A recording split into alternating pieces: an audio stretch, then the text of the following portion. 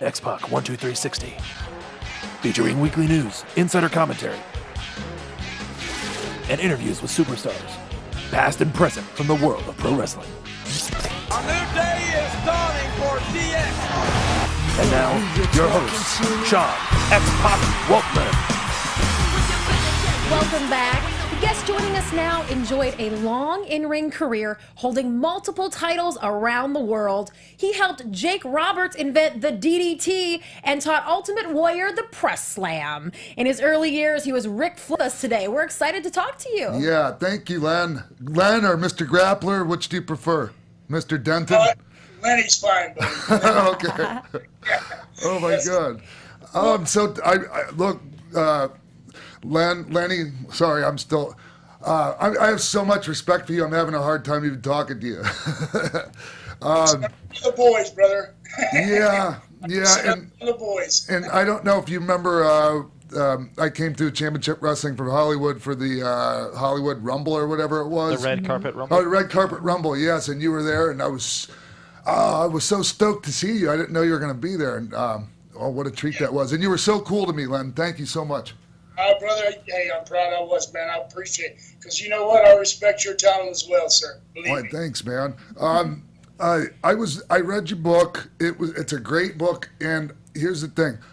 It's very difficult for me to read any book because I have ADD, severe ADD, but this is such an easy read, man. It's amazing, man. And I was through it before I knew it. Sorry for the rhyme.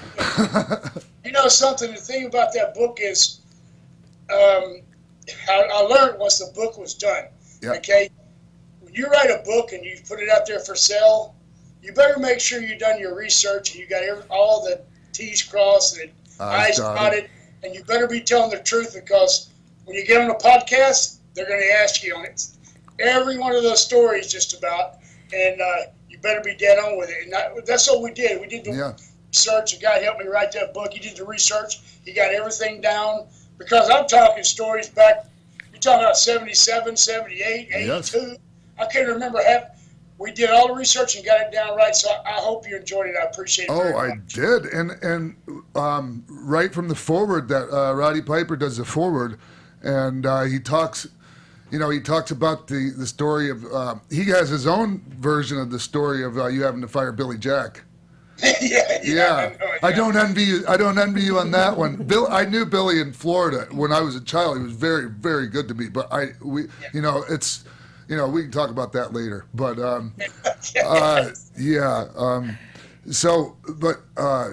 Tiger Conway Jr. or Tiger Conway was I noticed in the beginning of your book you talk about Tiger and how he said you'd make a good wrestler. Well, see, here's what happened there. Like I'm from Houston, Texas, and here's how it all come to pass. My dad did construction work, right? And he took his buddy, and somehow they met. I don't know exactly how he met Tiger Conway, the senior. Was he he needed like a carport thing built for he has a fencing company. Yeah. So he needed stuff to park his trucks under, and my dad decided to do it for him. And in the process, I was out there helping on weekends. Yeah. Not by my choice. Get your ass up and get out there. Okay? So every weekend I had to help him. And then I met Tiger, and he told me about his son, Tiger Jr. Yep. Said, you might, because I was an athlete in high school, and he goes, you might make a good wrestler. I wasn't even interested in it at all. And then once I started talking to him, I got more and more interested in it. And then I tell you what happened. Here's what happened, boss. Sean, we go, so I went and I asked him to train me. Yeah. And for some reason, he goes, well, I don't know, I'll see if I can get around to it. Let me think about it. And so I got bored as any kid, and I went across town where they had these lucha guys, right? Yes. Training. And I was there 2 weeks, and they were ready for me to have a match, and it freaked me out. I'm like, I ain't ready to have a match, man. I've been training 2 weeks, right? Now just to set the stage here, we're talking about you growing up in the Houston area, and so that would make sense that on the other side of town there would be some lucha stuff going on, and there is to this day. Yeah, there's a lot of Mexican people there. So then I came back and I said, well, I need to call Tiger. I should call Tiger. So I called Tiger and I told him. He got pissed off. Right. You know, back then they didn't want you going opposition and doing different things. Yep. He definitely didn't want nobody smarting me up yet. Okay, and so he goes, I tell you what, he tells my dad, meet me at the Coliseum Sunday, and I'm gonna show your son what he don't know. But the only thing, so I go there and I meet him in the ring, and he tries to blow me up first, you know. But I was in really good shape back then. I was getting ready to go to college, which I never did. Yeah. but I was in real good shape, so he tried to blow me up, and he couldn't blow me up. And then he finally just said, you know what, I don't feel comfortable training this kid. I don't want nothing to do with him. And he just told me leave. And so then I ended up going to another guy and getting trained. That's why I got like addicted to it. Now I got to do it. Yeah. You know, and then it went from there. And Joe, your trainer, his name was Joe Mercer. It sounds like quite the character, man. Man, he was too much. And here's what Joe did, though. Joe says, okay, the first thing you're going to learn is how to build a ring for me. Okay, so, pay for the lumber, believe it or not. We had to build the ring for him. So you learn from the ground floor up. That's right. And then once you learn how to take, he started showing you how to take the falls and the bumps and all that, and you finally get to where you're hitting the ropes, and then he would take you down, stretch you and stuff like that, like they did back in the day. You know, they'd stretch you some. Of course. Once you got to a certain point, but it went from the ground floor all the way up. So he would do spot shows with us, and we would drive there. We'd get there early. We'd set the ring up, okay? Then we'd hide in the back like we were a big star. Then we'd come out and wrestle. Yep. And then we'd wait until everybody left, and we'd unload the ring, load it back up. Sure. We'd meet him back in Houston and put it back in the training center at school, at school. And we drove there and paid our own gas, and we never got a dime. He didn't pay us. He got the whole house. Of course not. You're interning. Anyways. That's one way to look at it. So, Len, were these shows, would they what they would refer to as like a student show, or were there any actual experienced wrestlers on these shows? No, they were all, well, they had a couple of guys that had been working a little bit. Yeah. But, and then Joe worked. I had to work with Joe almost every time. Yes. How would Joe, brother, I swear, I mean, Joe, many times I remember him because I was like a white meat baby face, freckle face. Yeah. I weighed 189 pounds, white meat baby face. And he would yank a handful of hair out of my head. And then it got to a point every time I worked with him, he'd make me get juice. I would, damn, my dusty roads or what? Right. Because he'd like to get that heat and bring them people back. And he was wearing my old ass out, well, young ass out at the time. Now, hey, looking back on it, could you remember whether you would consider him a decent worker? Was he capable in there? And how was he as a trainer? He was a pretty good trainer. As far as working with him, nah, he wasn't that. He was okay. Now that I look back, back then I didn't know, but now I would go, I got to work with that asshole. It's like pulling teeth. Yeah. But all he really done was he would come out and he'd do a couple moves and he'd just get heat the rest of the match and beat the shit out. You know what I smiled when I read that you started with Gary Young. I knew Gary, and we worked together. We worked together in Dallas at Sportatorium. Oh, is that right? Oh, That's yeah. cool. Gary, we started together and we went to the first territory together, Amarillo. Yeah. Yeah, they liked Gary, but I was too small, so they fired me. Yeah, Art Nelson was the booker there. Art Nelson, yeah. He stretched the shit out of me. Yeah. You know what he did? I was supposed to wrestle Sputnik Monroe in Hereford, Texas, and they wouldn't put me on TV. They said I was too small, and so they wrestled. TV was our first show, so they let Gary wrestle. He's working with Abdullah the Butcher, okay? Yeah. And so he comes over to me. He goes, "Hey, Lenny, I got Abdullah." I go, "No shit." He goes, "Yeah." He goes, "They're gonna get some juice on me." I go, "Wait a minute, bro. You know who we're trained. Are you doing it or are you letting Abby?" He goes, "No, they're more experienced." I said, "Look at that son of a bitch's hand over there." I go, "You want him to cut?" He goes, "Brother, he laid him from ear to ear." Of course. So yeah. Of course. I mean, I knew it was coming, yeah. Yeah, and I mean that. Unfortunately, it's been done as a rib to people at times, which is bullcrap. I'm trying to. Hey, Lenny, if you hear me say something like bullcrap, it's because I'm trying to watch the cussing on the show here. We're working on it. It's not. No, we're not. We don't have a policy against it. It's just I'm trying to be mindful of because I have such a bad mouth. But you can let it fly. You're a wrestler, man. You're a wrestler. You can let it fly all you want though. So where were we? Oh, we were talking about somebody getting color on you instead of getting it yourself. Is that something that you're like I put my life in your hands, we have this like mutual respect, like why would you do that to me kind of thing? Yeah, exactly like that. It's like, okay, if you're a professional, you wouldn't ask somebody else to do it, okay? Yeah. But he was a rookie, and so I got you covered, kid. I'll take care of you. And then he does it overboard it just for the hell of it for a rib. So you go back and laugh his ass off to the old timers. You know what I mean? Yeah. That's the kind of stuff he done. Yeah. So you talk about Abby and how he gave you some really good advice when Art Nelson was giving you basically leading you towards the door. Yeah. Oh yeah. He goes.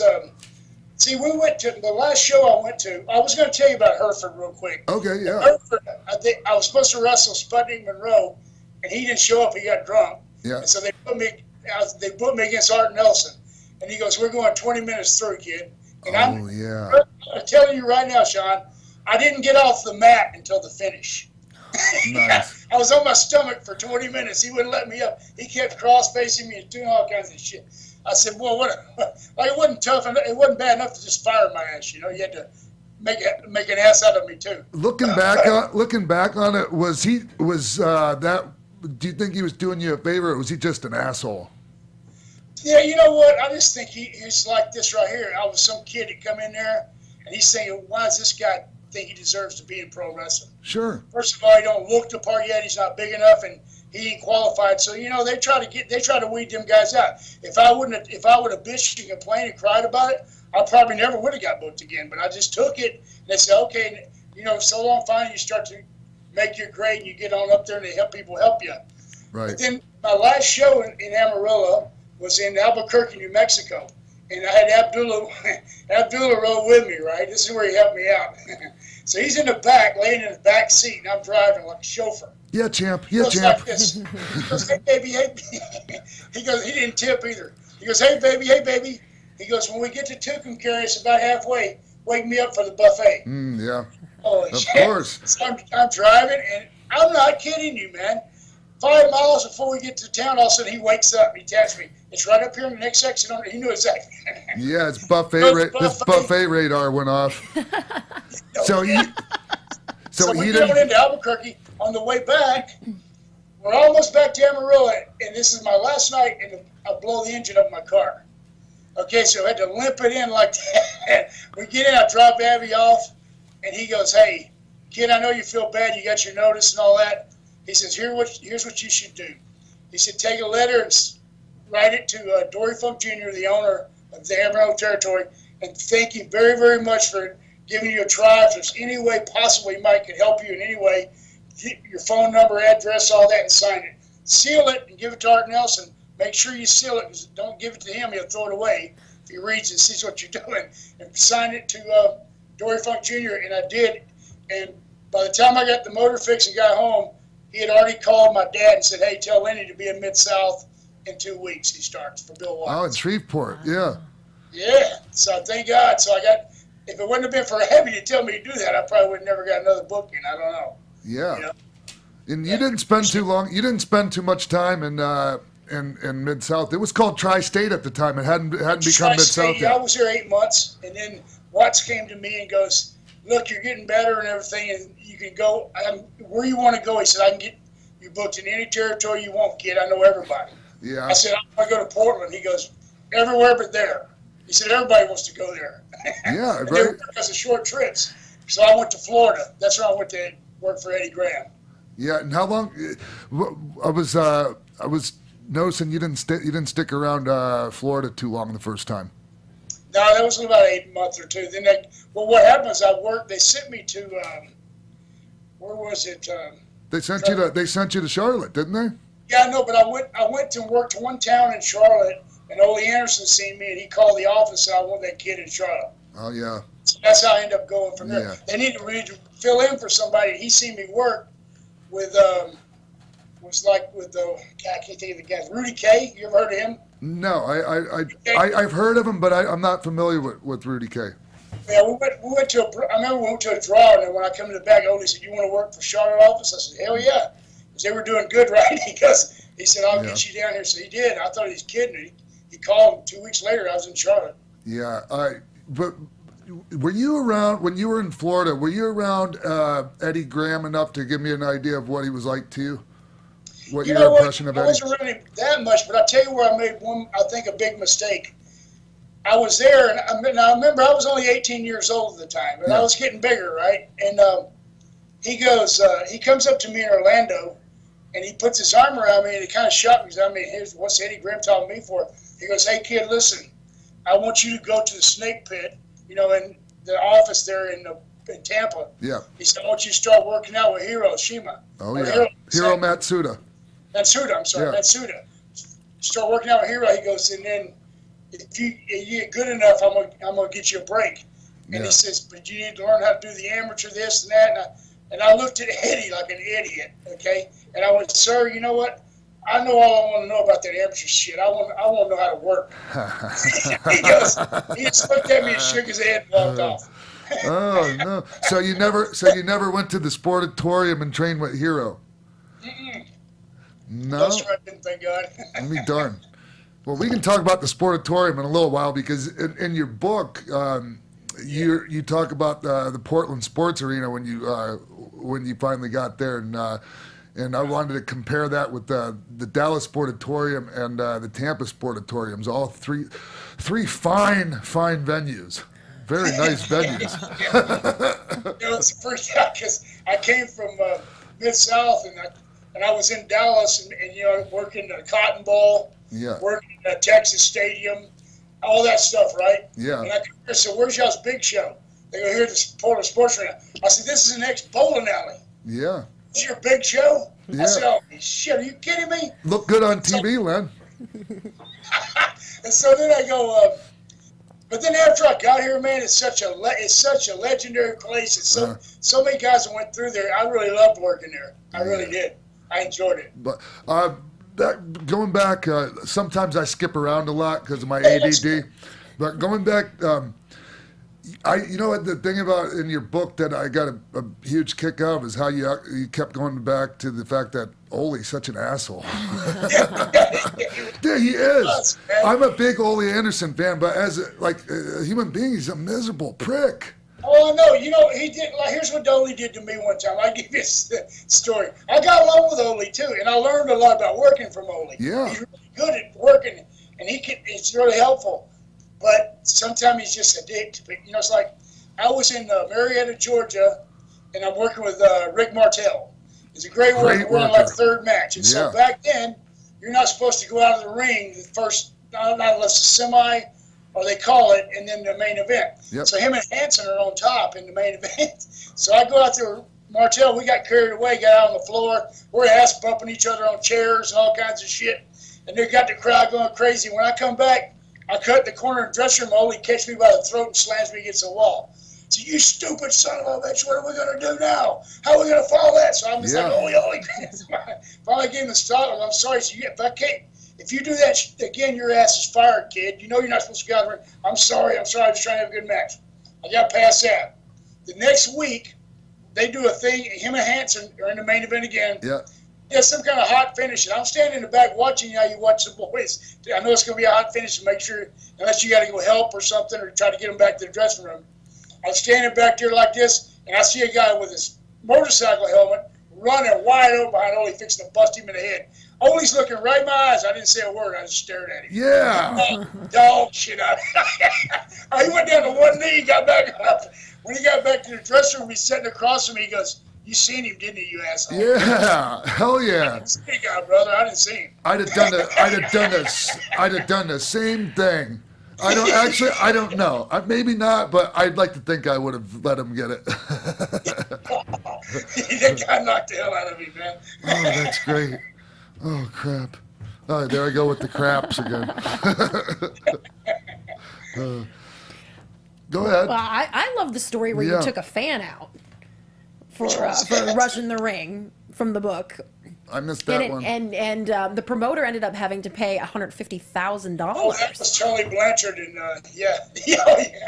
What happened was we were in Corpus Christi, Texas, and we used to always watch each other's back. So me and Grappler too were standing out there. Our match is over, and Tully's doing the main event, and he comes toward the back, and it's in the winter, and this big tall Mexican guy he's giving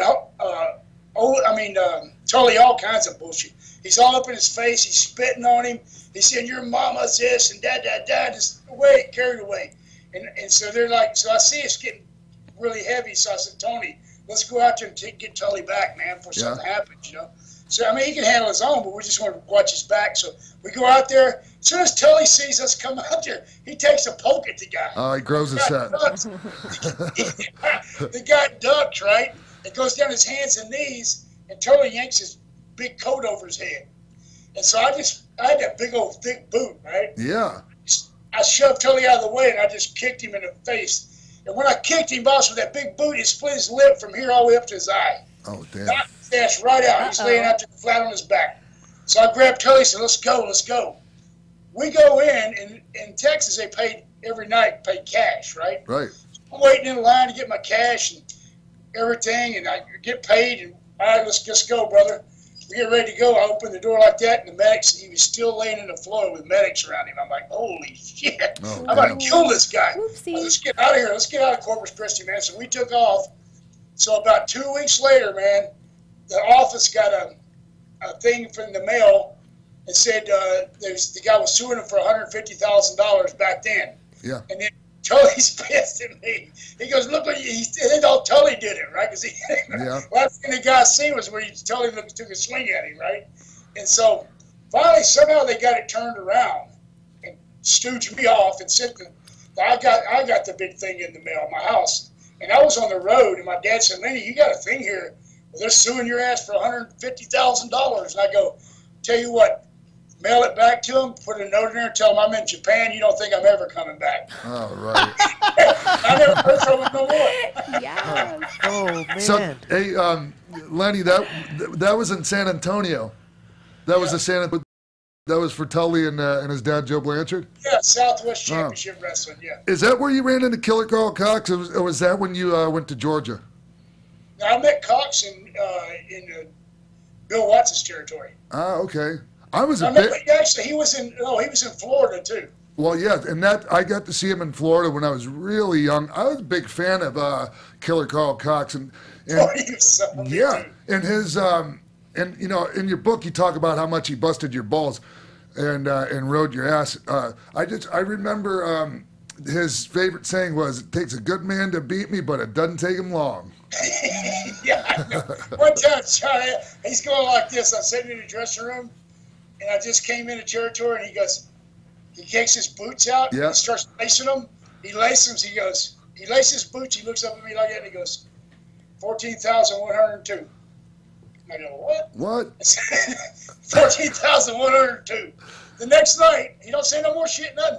Next night, he goes, 14,103.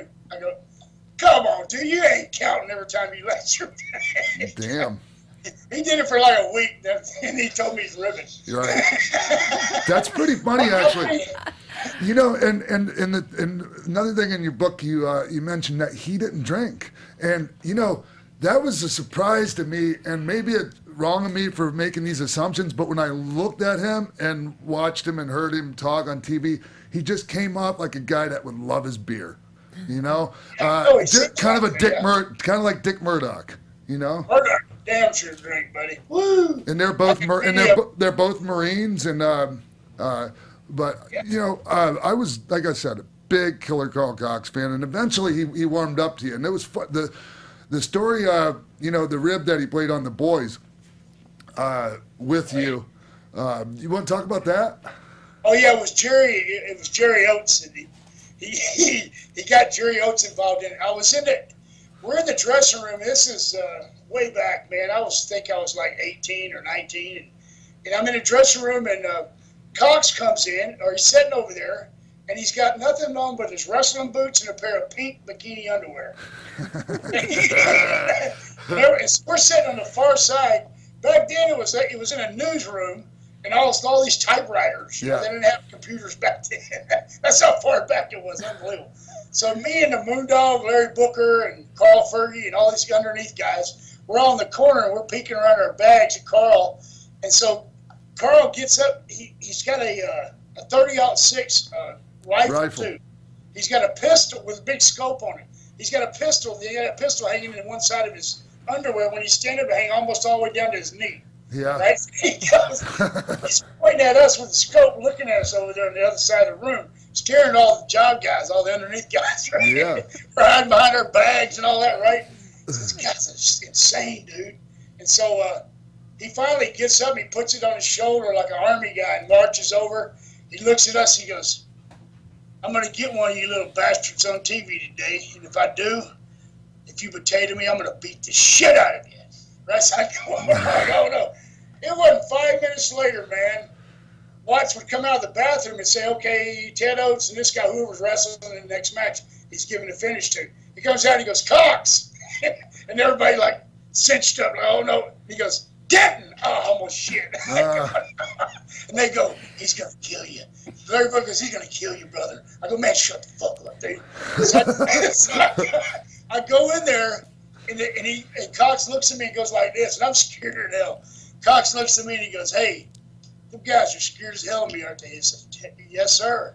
He goes, well, look, I want you to help me with this. I want to pull a rib on them. I go, you hear me? I go, yes, sir. I was scared not to. Are you kidding? I go, he goes, okay. He goes, okay, so when we go back out, you got to finish it? Yeah, he goes, we go back out. He says, I'm going to chew your ass over. You turn around, I'm going to kick you in the ass. You turn around, grab a chair, and throw it at me. Don't worry, I'll duck. Yeah. And then Ted Oates will break us up. I go, okay. You sure? He goes, yeah.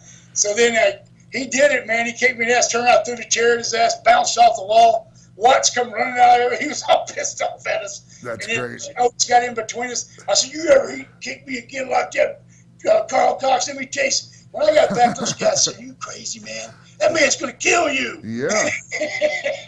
He had him scared to death, man. You know, when I read that, Len, you know what occurred to me was, do you think maybe more than trying to rib the boys, he was trying to give you kind of an endorsement and you know, lift you up in the eyes of the rest of the locker room? I think he was opening, kind of like, okay, kid, accepting me. Yeah, exactly. The other guys, too. He's starting to accept this kid. Come on, he's one of us. Exactly. Well, he wouldn't have put me in that rib. That was what I took from that story. I got you. I felt that way too later. Sean, I'll tell you one. I don't know if it's in my book or not. I don't remember, but one with Harley Race, right? Yeah. I was booking in Kansas City, my first booking job, right? Harley give me, and so I was there, and they sent us to. I've been booking about 6 months, and they sent us to way across Kansas some. A fair date, right? And I heard that they get $10,000 a year for this one particular fair date, which is great money, right? And so we go there, and it's dusty, it's outside show. I had to work in the first match. The Geico had the damn card cut down so far. I worked the first match and a tag match and then a battle royal. Yeah. Okay? 3 times, and there's no shower. It's 300 miles home. So I come out of there, and I look at Tony, you know, my partner, Tony Anthony. Yes. And Geico pulls up in his Cadillac right before we're getting ready to leave, and he goes, hey, guys, Lenny. I said, yes, sir. He says, can you do me a favor? I said, what? He goes, the newscaster up there, he wants to, in the ring, he wants to do an interview. Can you go do an interview for him, so plug for next year's show? I go, you want me to wash the damn dishes too before I leave, Bob? He goes, get your ass up here and do that. I said, okay. So I went over there, right, and I'm leaning against the ring, Sean, and this guy comes over to me and he goes, Mr. Grappler, can you do me a favor? I go, what? He says, when I hit the call letters on the station, can you come in and pick me up like you're going to slam me and turn my head toward the camera so I can close out like that and look great for news tonight? I go, yeah, no problem, dude. I'll do it. Okay. Yeah. So I was waiting like this. I'm leaning against the ring, and the guy opens up the interview like this. Hey, everybody, we're at the fair here, channel whatever, and he goes, hey, you know, we had a good fun night tonight because everybody knows wrestling's fake. Oh, hell no. First thing he says out of his mouth. And he goes, all the fans had fun because they enjoyed all the fake wrestling. The wrestlers were in here playing around with each other, having laughs, having a good time. I tapped Tony. I said, watch this bullshit, buddy. So the guy hit the call letters. I went in and belly backed him right on his damn head and knocked him out. Nice. I grabbed him and I slapped as hard as I could. And I grabbed the mic and said, what'd you call wrestling, son? And the guy's laying there doing the crappie, right? I said, let's go. Let's get out of here, Tony. I'm all bragging, happy, right? We get in the car. We go get our beer. We're heading down the highway. And I'm drinking. I got to about the 3rd beer, and it dawned on me. I got to be at the office in the morning and Harley's going to be there, and I probably just lost next year's fair day. Maybe. I said, he's going to kill me. Harley's going to kill my ass. All of a sudden, the party stopped. I'm like, oh, shit. All the way home. So the next morning, I went in the office. This is a true story. Next morning, I went in the office, and I knew I had my office door just cracked a little bit, right? And I heard somebody come in, and I seen that his briefcase go by. He had a cowhide briefcase. I went, oh, shit, he's here, right? He gets all the way to the back in his office. I hear him go, Lenny, get your ass down here. I went, oh, God, here we go. So I go down there, and Harley squints his eyes and look at you smoking that cigarette. Yep. He goes, what the hell happened to that fair boy? I said, Roddy, I said, hey, Harley, listen, brother. Just like this. Before you start kicking my ass, let me explain myself. He goes, yeah, okay, it better be good, boy. So I told him exactly what happened. Yeah. He takes about 2 more drags. He looks at me and goes like this. Next time my asshole says that, you need to pull his eye out or something or break his damn arm, boy. Good job. That's what he told me. Next time somebody says something like that, you break his arm or pull his eye out. Yeah. He goes, good job, Lenny, Yeah. good job. Thanks for protecting the business. Wow. Thank you, Lord. Lenny, when you finally put the hood on, tell me about going from not wearing a hood to all of a sudden having to work with one of those damn things on. I worked one time with the hood on, and I'll never do it again. Well, I tell you, those kind used to get at K&H. K&H, yeah. God, they choked me to death. Terrible. Somebody gets you in a headlock and you have it all turned and everything.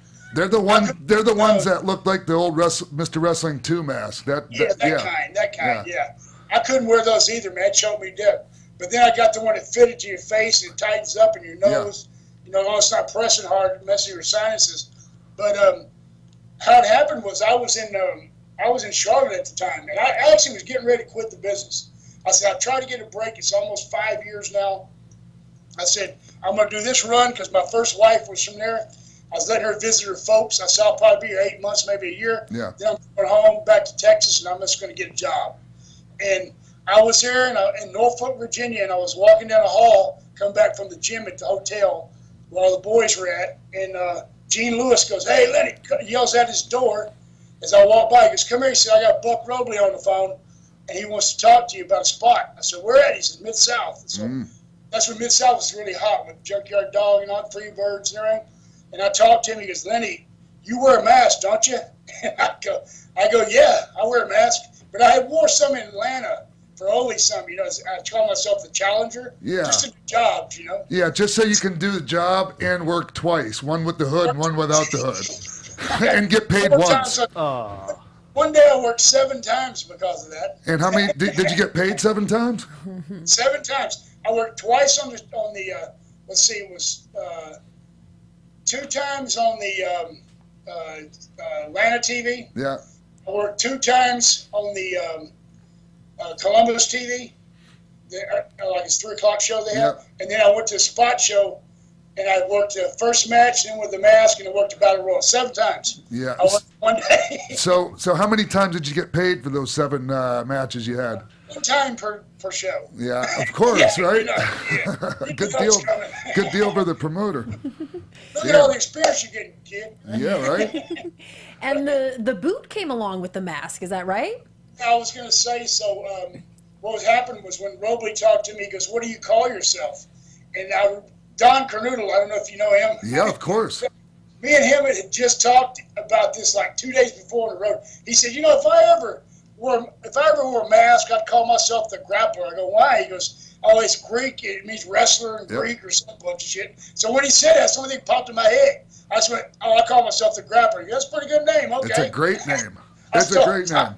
Kernoodle shit. Yeah. Don Kernoodle. That's how that happened. And then when I got there, Bill Watts says, okay, we're going to do this thing. Like they used to have a guy there called Mr. X, Dr. X. And he had the loaded boot years before me. Right. And they were just bringing it back, so they did it with me.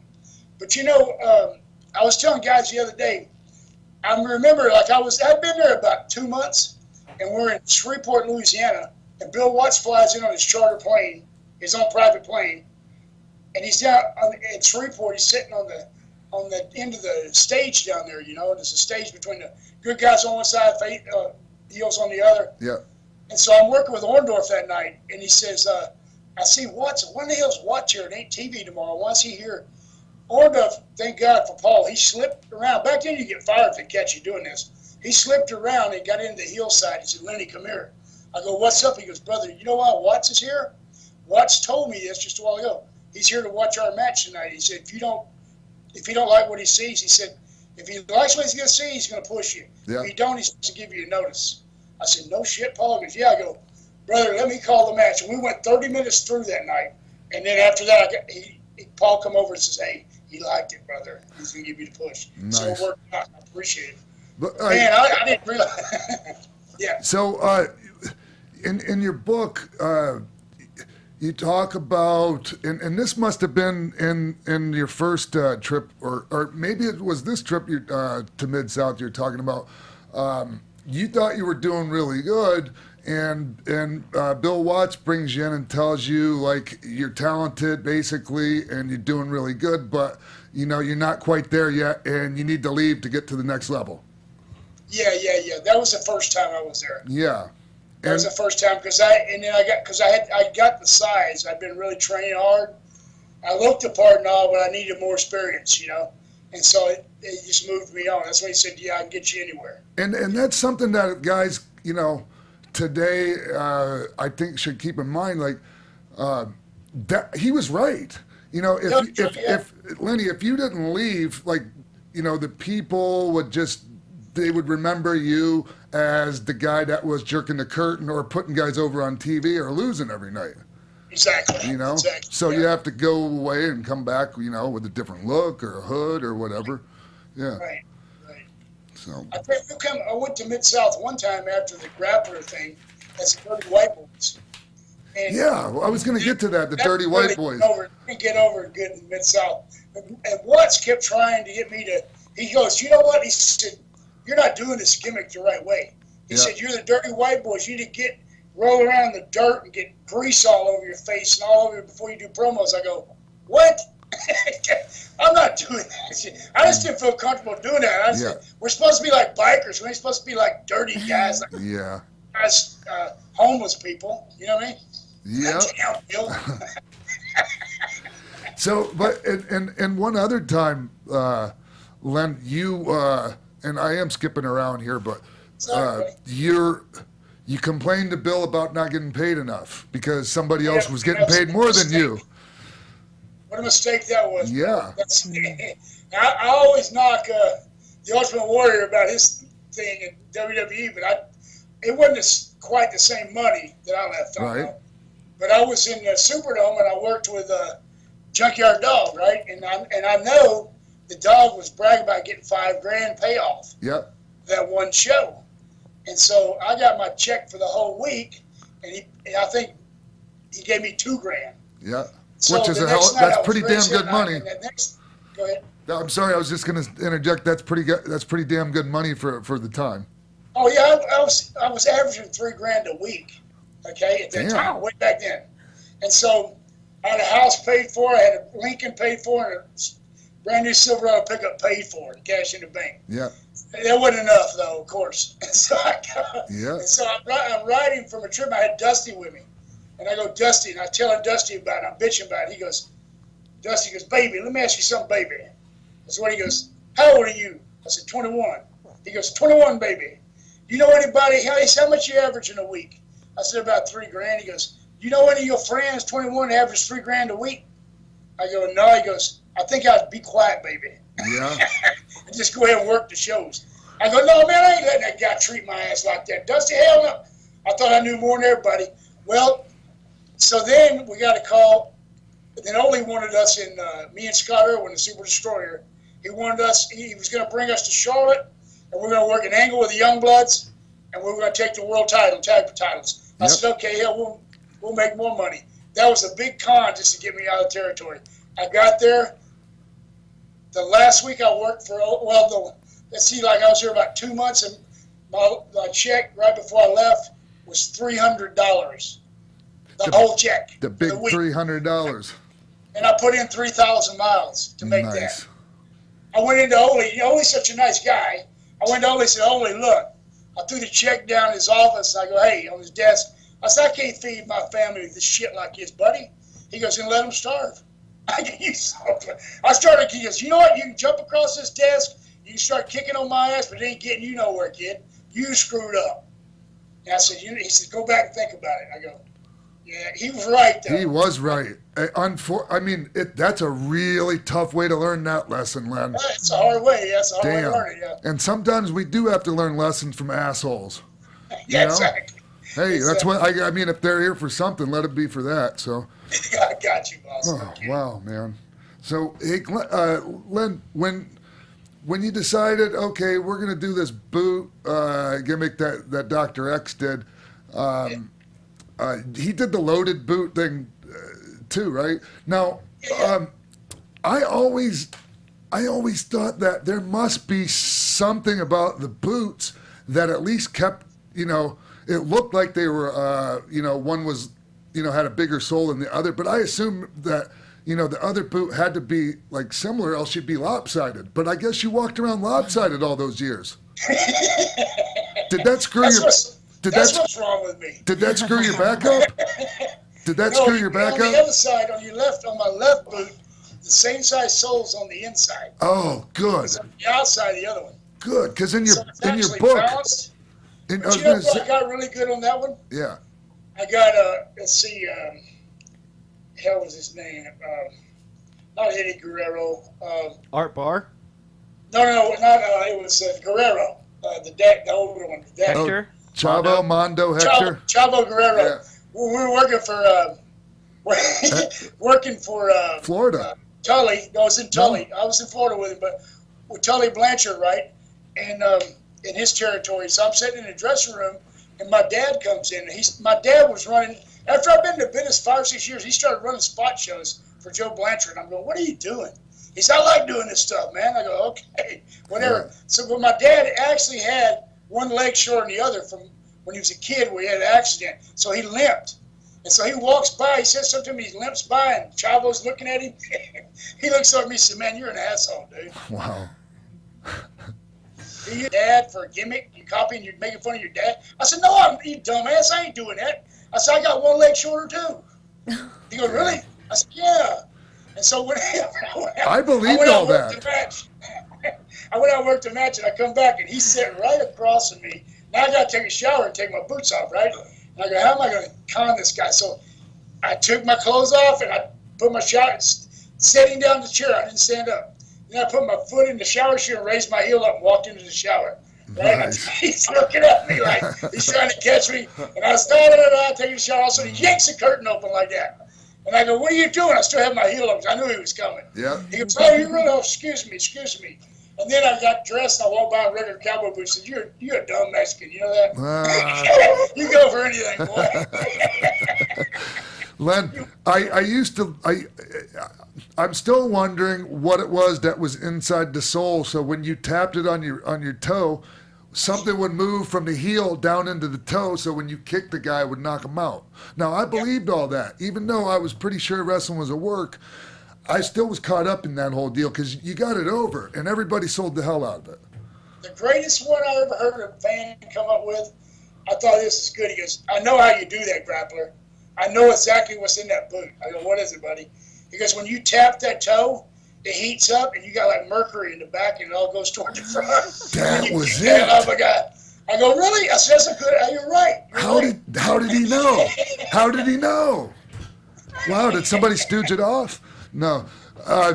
So I remember because I was there at the Sportatorium at TV this morning, or this one morning, and Billy Jack got the boot away from you and sawed the sole off on TV. And I was waiting to find out what was inside it. Yeah, I was waiting to find out. So he exposed the boot as not having anything inside of it. I didn't understand that. That was dumb. It was stupid. I remember when I left there, I'm trying to think, because I remember that Eddie Guerrero was working there, and the Cuban assassin, Dave Sierra. Yeah, Dave Sierra, no more. They said, can you leave the boot? Can you leave the boot here? And we're going to have a match over there. So they had a match where they put the boot on a pole. Yep. Okay, and they fight and get the boot in my boot. So I was booked in Dallas for Fritz, right? And so the guy comes in and brings me a program, and I'm in the first match in Dallas, and my boot's in the main event in Tampa. Nice. I mean, what the hell? Did your boot? Hey, John, they never did send my boot back to him. Sorry, assholes. Oh, son of a Pair of boots. I was wondering if your boot ever got a payoff for that, but no, your boot ended up in the trash with a sawed-off heel because I was there and saw it.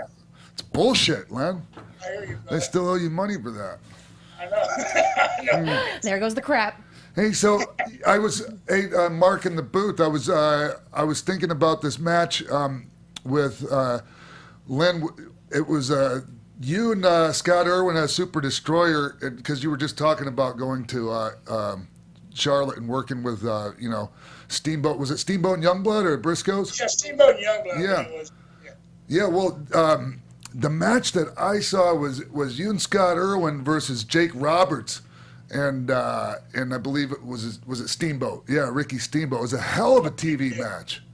An excellent TV match. We actually have a clip of it. But you and Scott Irwin were a fantastic team before you and Tony Anthony teamed up. Oh, I know. I love Scotty, man. He was a good guy, and he had a heart like a big kid. We had so much fun, man. He passed away complication from brain tumor. I remember. I love Scott to death, man. Yeah. We had a blast. We did so much crap. It's unbelievable. Yeah. And the first guy that I ever saw, just like you said in your book, to do the superplex up the top rope. Yes, just really agile. And I'm watching this match. And the people at home that are watching this, they can see this match, and what a great TV match this is. And you guys wrestled, and I mean just nonstop here, and it was wrestling. I don't know if it would get over now. I would like to think so, but it was such good stuff, man. And those guys are remarkable workers, every one of them, man. Yeah. And the thing about masked guys, Len, is it's sometimes, they would take a mask and just throw it on a guy so he could do a job on TV. Right. And then there's the masked guys like you, the Assassin, Mr. Wrestling 2, guys like that, that's even with the mask, like, I guess what I'm getting at is they could try to put the mask on somebody else and call him the Grappler, but no, they wouldn't know it wasn't him. I hear you, yeah.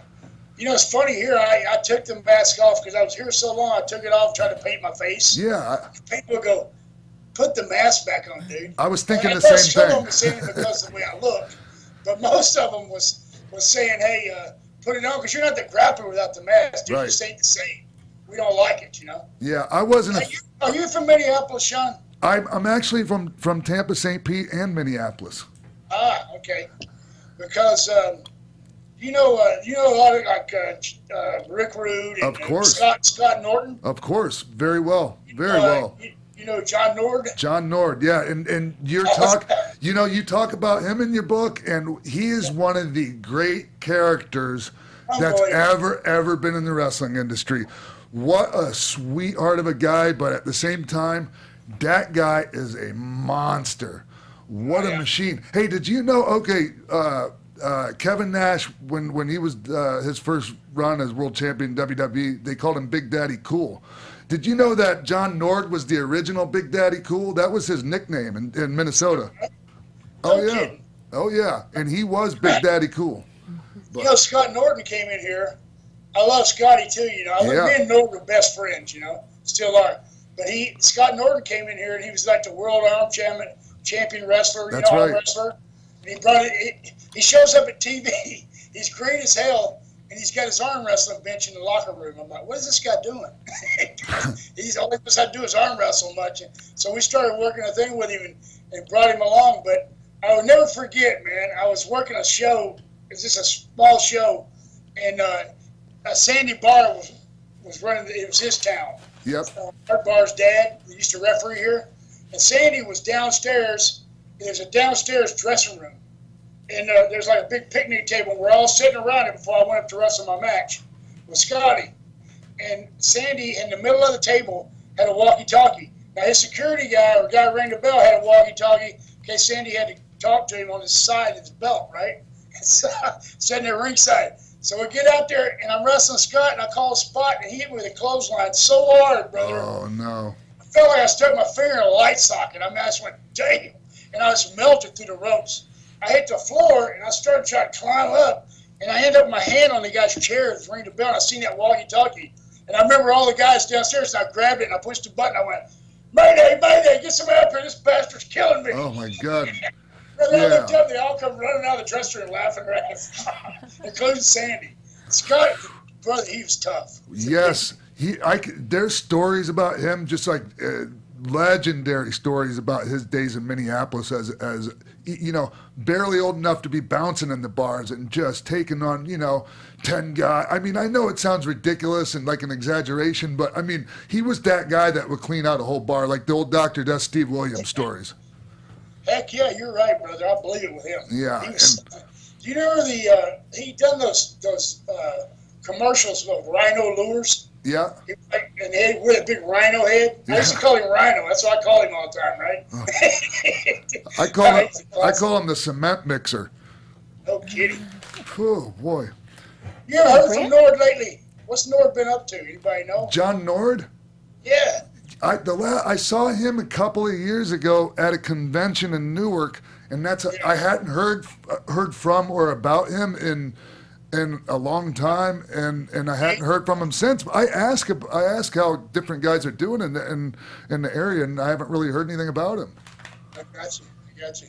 Huh. Me either. Actually, he called me from that one in Newark. Him and the Nasty Boys, I think, were there, right? That's right. Oh, that's a hell. Oh, I mean, they're drunker than hell, man. Of course they were. Yeah. Poor John was probably trying to be a good boy, and he runs into the Nasty Boys, and that's all she wrote. I hear you, buddy. Oh, hey, I was in one part of your book. You talk about Ox Baker and your experiences with Ox, and another. Back in those days, there's so many colorful characters in wrestling that you just don't see today. For people that don't remember Ox. He did, like you said in the book, he looked like Genghis Khan. He had the big old mutton chop, Fu Manchu gimmick and eyebrows. Yeah, and he was in Escape from New York with Kurt Russell. And a lot of people don't know he used to paint his toenails. Yeah, I remember that. Yeah. Fancy. He was a classic, man. Yeah. Ox was something else. I never forget Ox one time. I started doing this move where I jump on the second, I slam a guy, jump on the second rope, and come off with an elbow on the guy. Yeah. So Ox seen me do it. We're working in Knoxville. He goes, "Hey, Lenny, brother, you think I can do that?" I said, "Oh, Lord have mercy." Ox was so clumsy, bro. Yes. So the next night, he goes, I see him look back at me. He goes, "Here it comes." He slams the guy. He gets on the second rope. Jumps off, lands on his feet, in his ass, and then he drops the elbow. Beautiful. Len, that's exact. When you started this story, that's exactly how I pictured it ending. Exactly. Yes. You know what happened. Yeah, Ox Baker, as far as on, behind the mic, one of the greats. May he rest in peace. Wasn't the greatest in-ring talent, but everybody had their strong suits, Len. And the thing about Ox was he was the one, and this is before people even really thought about things like this. He was the one that told you to get a catchphrase. Yes, he did. See, without him, I would have never had that. Yeah. He goes, "Lenny, you talk okay on TV. I wasn't good as like Ox or Flair or somebody like that. Because you got enough to get your gimmick over good. But he goes, you got to have something they remember you by. Yeah. You just close out and you're done." He goes, "Oh, I'm gonna have a cage match and or something like that." So then he thought about that for 2 weeks, and I remember he used to snap his fingers like this right down the road. Piper used to do that. I don't know where that comes from. Yes. I'm trying to think of something, right? Finally, he looks at me. He goes, "Well, I got him to go to some show with him after about a couple of weeks," and he goes, "I got you, kid. I got you." You know how deep his voice was, right? Yes. "They got a name for you when you're the greatest wrestler in wrestling today. They don't call you a great wrestler. They call you the grappler. Beat me if you can." He goes, "Go like that." I go, "You do that, Ox." He got surprised. It was great. I love it. That is great. I've been using that ever since, Yeah. And he said, here's another thing. He says, remember that catchphrase, because if you're in the middle of an interview and you forget what the hell you're talking about, just say that till you remember. Exactly. Many times I've used that. And you know, every time Ox talked on TV, he would tell everybody, "I like to beat people up." Especially kids. Yep. So how did you feel when Taz and ECW was using that as like his catchphrase? Yes. How did you feel about that? Were you like, oh, this is a tribute, or were you like, this guy's stealing my shit?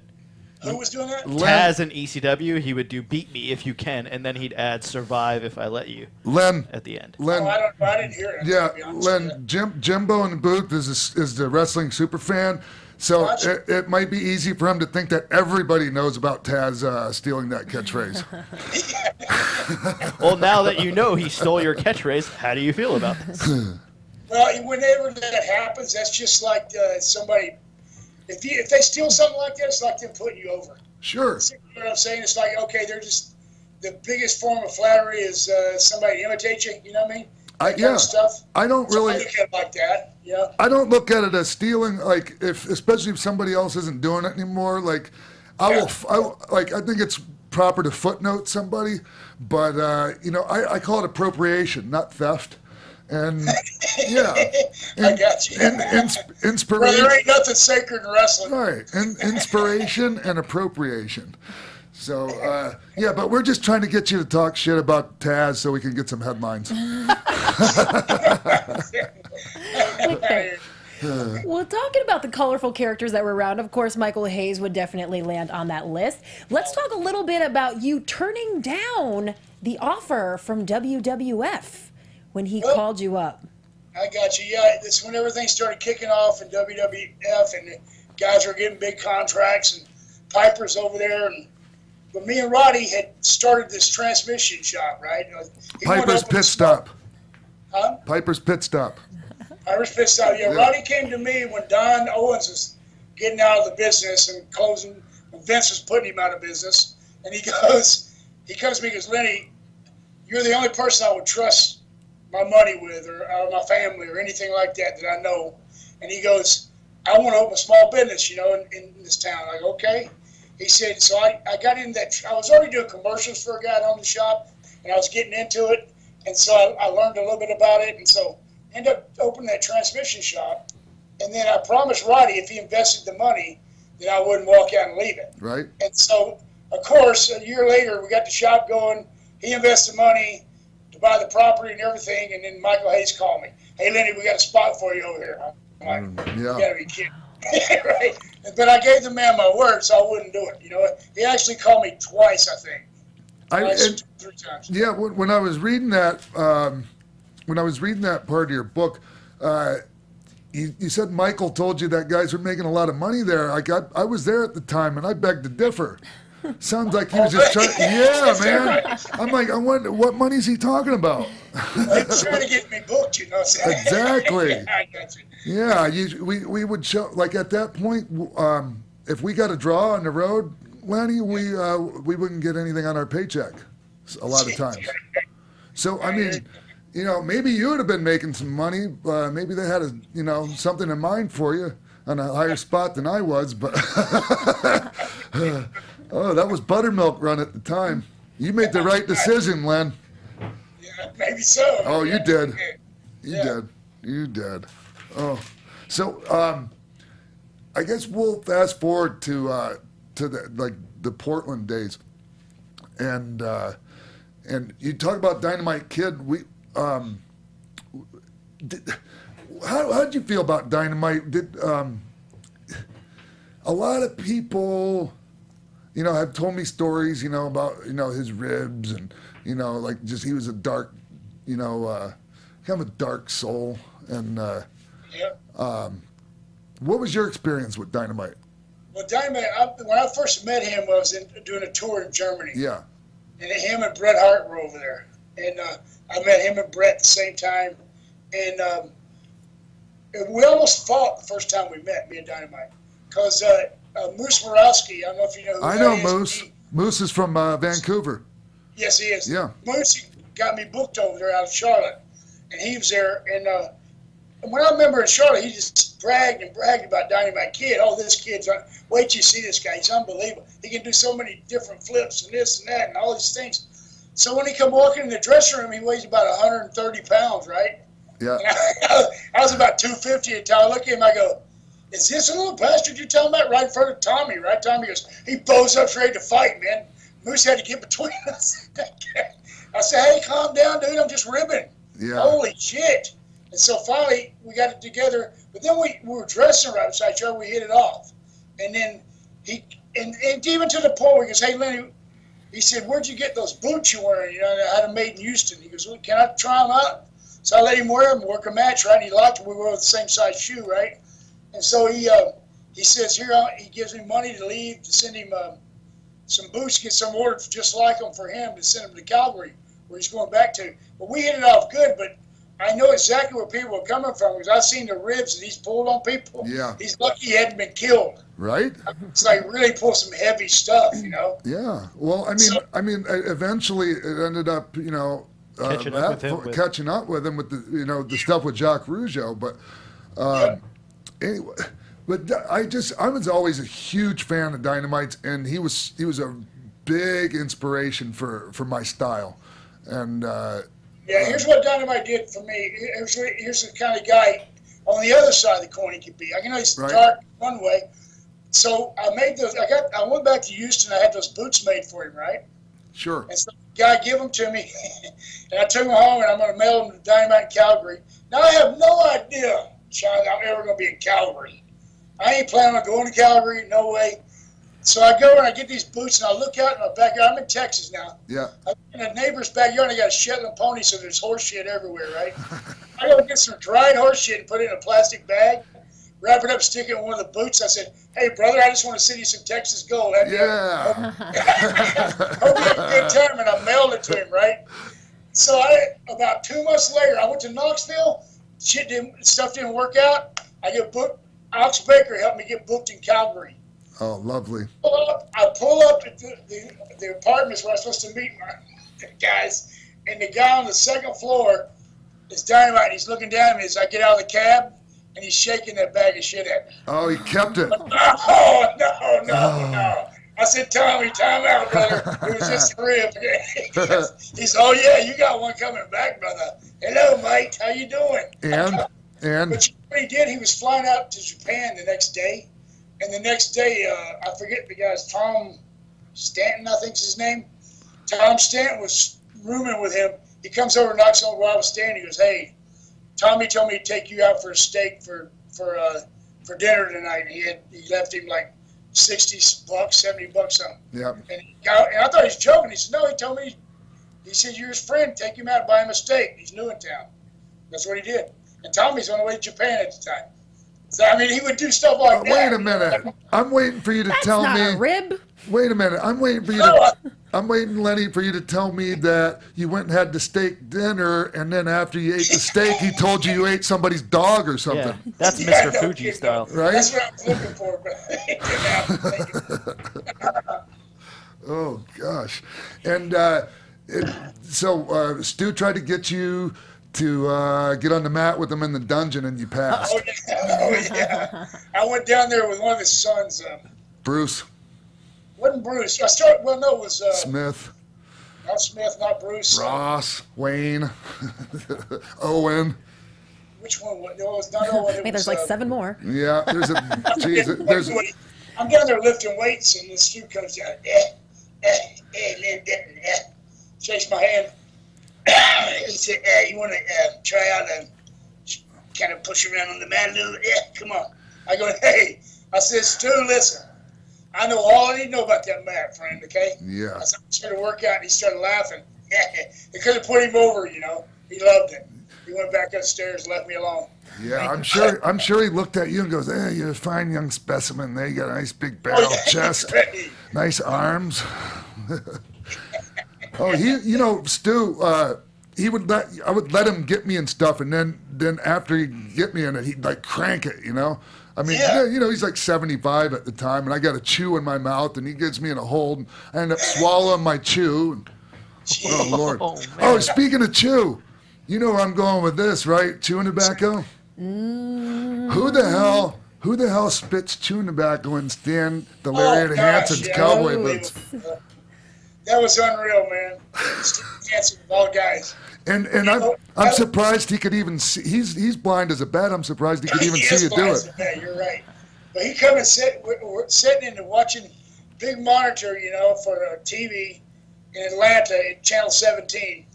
And I sit down right in front of it. I'm sitting there watching, and Stan comes to get dressed. And I have a garbage can sitting right to my left, and I'm spitting in the garbage can, my tobacco, right? Yeah. Stan comes over, and I'm talking to somebody. He moves the garbage can, takes his cowboy boots on, and puts them right there. So I'm still lucky. I go back to watching TV. I'm just filling this boot up, not even. Oh, shit. All of a sudden, me and him both noticed it at the same time. Holy shit. I wanted to kill me, brother. Stan, please. I started cleaning and wiping and doing everything. I was like, oh, damn. So he wouldn't choke me to death.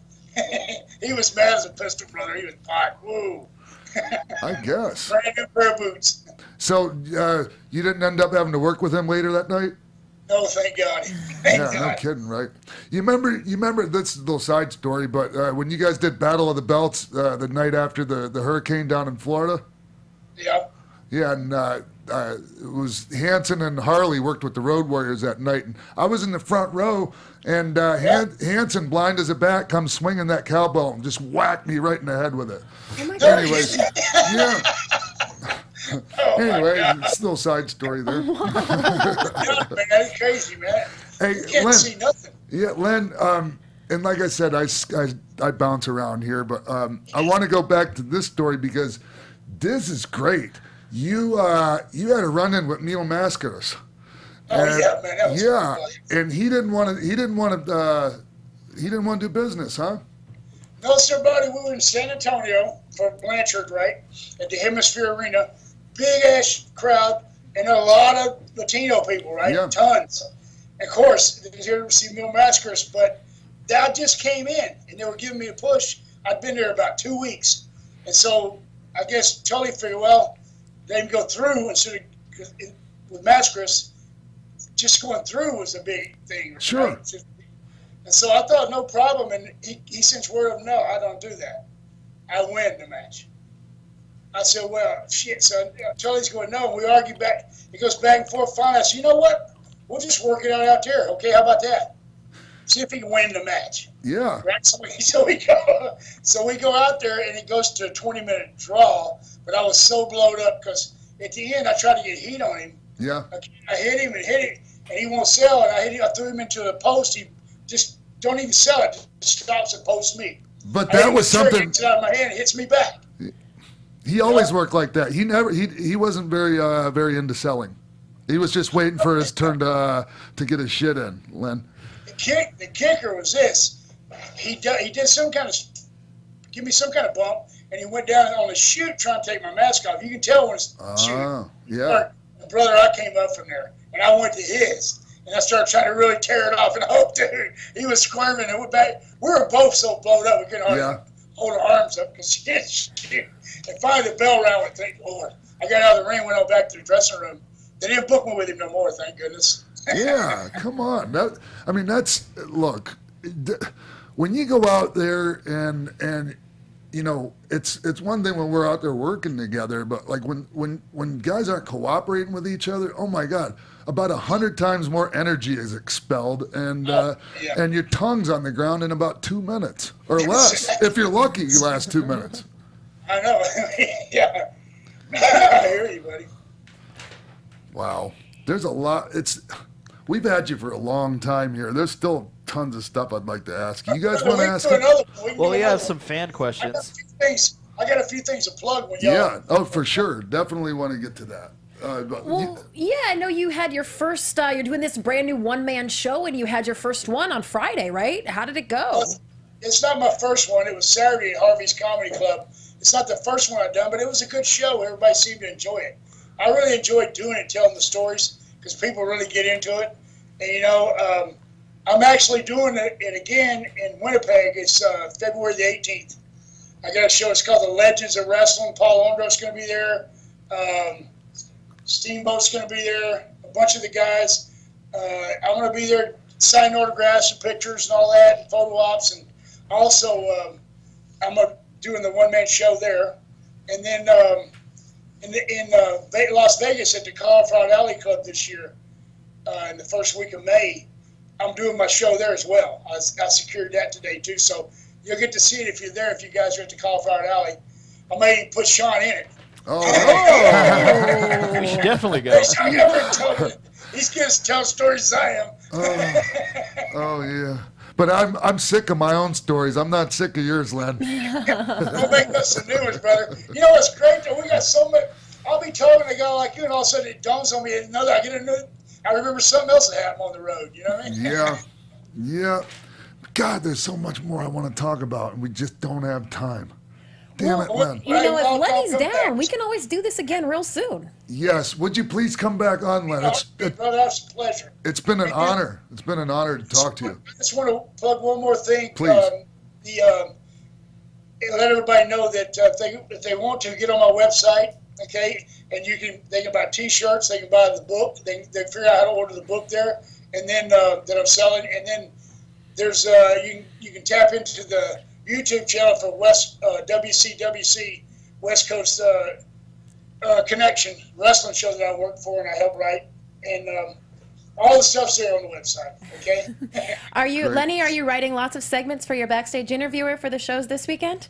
Oh man, Christy, oh yeah, I got her hooked up.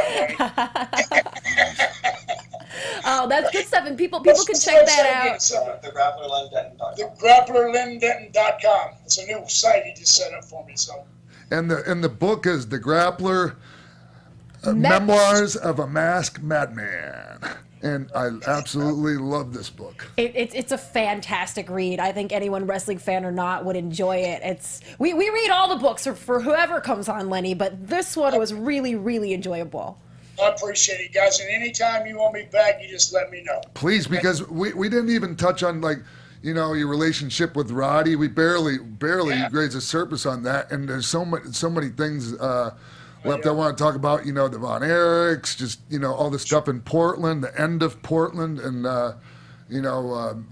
just really, really want to have you back on, Len. Okay. Thank you so much. You're one of the greats, and I really, really look forward to seeing you in person again soon. All right, Sean, take care. And Christy, I'll see you Saturday. Absolutely. Looking forward to it. Thanks, Len. Take care. Thanks. Bye-bye. Bye-bye. Cool. Oh, wow. Gosh, I can't believe that we barely scratched the surface in 60 minutes. We really did. Yeah. And sorry we didn't even get this fan questions in. I'm sorry to the fans. It's okay. We'll save them for next time, guys. Next time. Yeah. Absolutely. And we will be right back on AfterBuzz TV with more X-Pac 12360. Thank you for tuning in to X-Pac 12360. We wanted to take this opportunity to remind you that if you wanted to book Sean X-Pac Waltman for your wrestling show, please send all serious inquiries to showbiz@aol.com. When it comes to Sean X-Pac Waltman, we've got 2 words for you: book him. Back to you in the studio. Thanks for coming back to hang out with us. We just chatted with Zach Gowen and Len the Grappler Denton, and oh boy, did we have a good combo.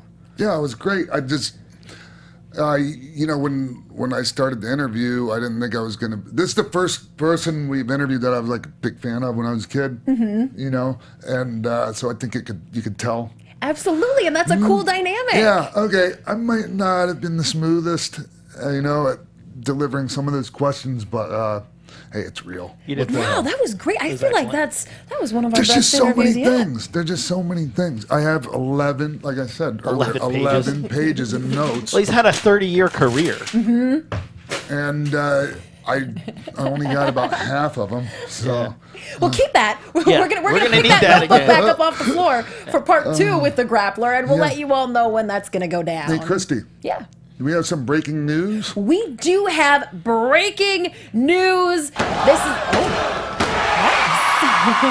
happening right now, and this is confirmed by CNBC. Linda McMahon has been nominated by Donald Trump to serve as administrator of the Small Business Administration.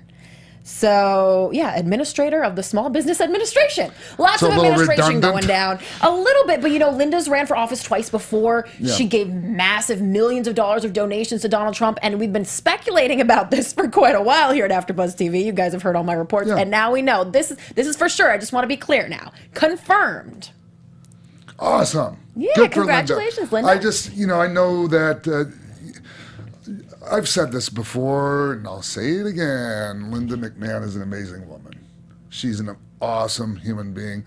And look, people can be unhappy, or maybe that's not the right word to use, about Mr. Trump becoming president. But even if you don't like Donald Trump, you want some good people in his cabinet, and in his administration. And Linda McMahon is a great person to be in your administration, in my opinion. I'm biased. I love Linda. So, okay. I love that. Congratulations, Linda. That's great. Well, guys, we are always going to bring you the top breaking news headlines and these juicy interviews. Man, so much good stuff today. Make sure you subscribe to our YouTube channel, like, rate, and comment. We would love a 5-star rating. Let us know what you think about the show. We are also on YouTube as well, youtube.com/AfterBuzzTV. If you are just listening to us, you can see our gorgeous faces too. Tune in. We love that. And you can always hit me up at Christy Reports on Twitter, Instagram, and Snapchat. I love to hear from you and love to give those juicy news tidbits. So you can always reach out to me for those, and check out the West Coast Wrestling Connection, Lenny's promotion at youtube.com/thewcwc. He does the booking there and trains a lot of the guys. He has a school out of Portland, the Grapplers Pro Wrestling Academy. So make sure you check all that out. And while you're doing that, follow Jimbo. Where can they do that, Jimbo? Follow me on Twitter at Jimbo in the Booth. Buy my documentary, The Young Bucks' Too Sweet Journey, at highspots.com. Thanks to Zach Gowen. I brought my dad's fake leg in to show support for Zach Gowen. And how about you, Christy? Well, I forgot to tell everybody that they have got to follow us on Instagram at instagram.com/xpac12360. And please also give us a thumbs up, facebook.com/xpac12360 show. That's how we get you guys the pictures and the links and everything we talk about on the show, and keep in touch with you throughout the week, and we'd love to do that. And I'm on Twitter at @TheRealXPac. My Instagram is just RealXPac. And thank you for tuning in this week to X-Pac12360 right here on AfterBuzz TV. Good night, everybody, or good night.